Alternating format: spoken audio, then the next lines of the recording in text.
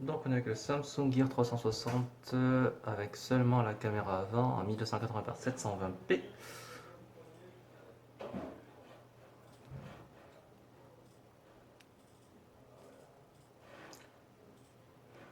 Et il y a environ une seconde de lag entre l'application et l'appareil. Toujours avec la Samsung Gear 360 en 1920 par 1080. Ce coup-ci on est en 30p.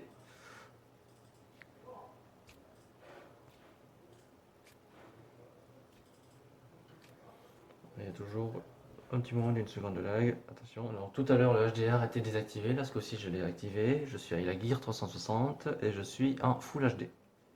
Là on est en 60 fps et, et le cadrage a pas l'air d'être tout à fait le même. Je suppose que c'est pour les ralentis. Voilà. Les mouvements sont un peu plus fluides. Je sais pas si le micro à l'arrière fonctionne, donc on verra. Samsung Gear 360 toujours, on va toujours faire une vidéo de 20 secondes, on est en Full HD mais ce coup-ci en 60p avec le HDR activé.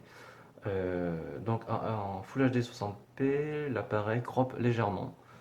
C'est assez difficile de voir dans quel facteur de recadrage, mais c'est visible sur le site. Là on est à 2560 par 1440, toujours avec la Gear 360 uniquement sur la lentille avant, enfin le module avant.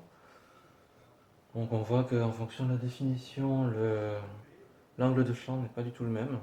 Donc je vérifierai une fois sur l'ordinateur ce qu'il en est. Et enfin je termine la tournée des Grands Ducs avec la Samsung Gear 360 en 2560 par 1440p. Donc a priori ce sera du 30 images par seconde en HDR activé. Ce coup-ci on se rend compte que en 2560 en Full HD 30p et en 1280 c'est le même angle de champ.